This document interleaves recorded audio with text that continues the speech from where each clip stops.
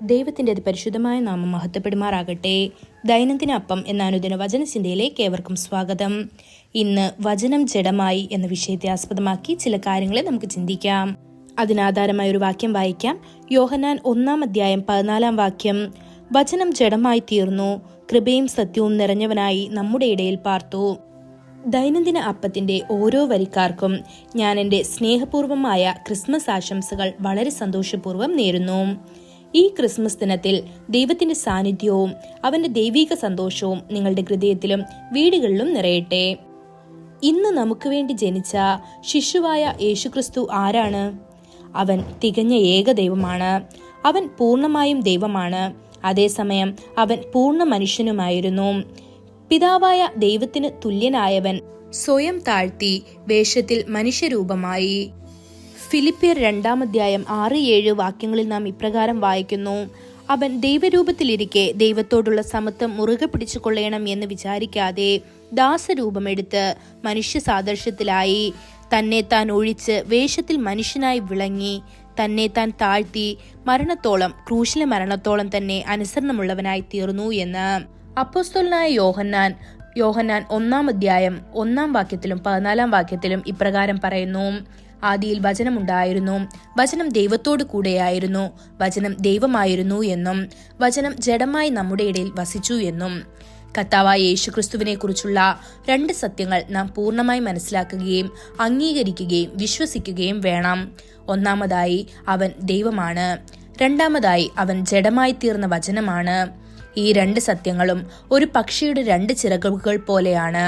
ചുരുക്കം ചിലർ ഒരു ചിറക് കാഴ്ചയിൽ നിന്ന് മറച്ചുവെച്ച് മറ്റേ ചിറകിനൊപ്പം മാത്രം പറക്കാൻ അനുവദിക്കുന്നു. യേശുക്രിസ്തു വെറുമൊരു മനുഷ്യനാണെന്നും നല്ല മനുഷ്യനാണെന്നും പ്രവചിച്ച മനുഷ്യനാണെന്നും അത്ഭുതങ്ങൾ പ്രവർത്തിച്ച മനുഷ്യനാണെന്നും പറഞ്ഞുകൊണ്ടാണ് അവർ ഇത് ചെയ്യുന്നത്. അങ്ങനെ അവർ അവന്റെ മനുഷ്യത്വത്തിലേക്ക് മാത്രം വിരൽ ചൂണ്ടുകയും അവന്റെ ദൈവികതയെ നിഷേധിക്കുകയും ചെയ്യുന്നു.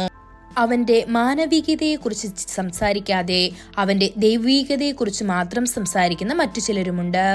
അവൻ വലിയ ദൈവമാണ്. അതുകൊണ്ടാണ് അവൻ ഇത്രയും പരിപൂർണമായ വിശുദ്ധ ജീവിതം നയിക്കാൻ കഴിഞ്ഞത്. അതുകൊണ്ടാണ് അവന് ഇത്രയും അത്ഭുതങ്ങൾ ചെയ്യാൻ കഴിഞ്ഞത്. അതിനാൽ അവർ അവന്റെ ദൈവത്വത്തെക്കുറിച്ച് മാത്രം പരാമർശിക്കുകയും അവൻ ജഡത്തിൽ വന്ന ദൈവമാണെന്ന് മനസ്സിലാക്കുന്നതിൽ പരാജയപ്പെടുകയും ചെയ്യുന്നു.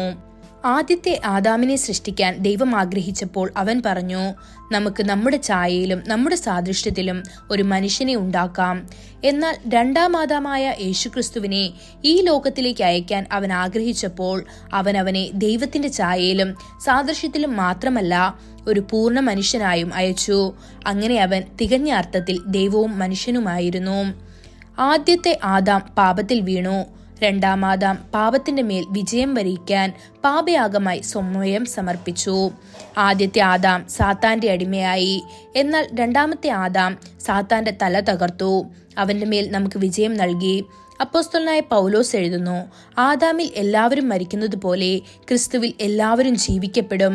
ഇത് 1 കൊരിന്ത്യർ 15:22 ആദ്യ മനുഷ്യനായ ആദാം ഒരു ജീവിയായി തീർന്നു. അവസാനത്തെ ആദാം ജീവദായകമായ ആത്മാവായി തീർന്നു എന്ന് 1 കൊരിന്ത്യർ 15:45 കാണാൻ സാധിക്കുന്നു.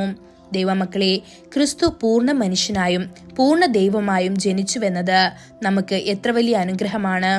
അവൻ മാംസമായി നമ്മുടെ നിമിത്തം നമ്മുടെ ഇടയിൽ വസിച്ചു. അവനാണ് നമ്മുടെ മാതൃകയും നമുക്ക് പിന്തുടരാൻ പറ്റിയ മാതൃകയും. അവൻ നമ്മുടെ കർത്താവാണ്. ഈ വചനങ്ങളാൽ ദൈവം നമ്മെ ഓരോരുത്തരെയും അനുഗ്രഹിക്കുമാറാകട്ടെ. കൂടുതൽ ധ്യാനത്തിനുള്ള വാക്യം 1 പത്രോസ് 2:21.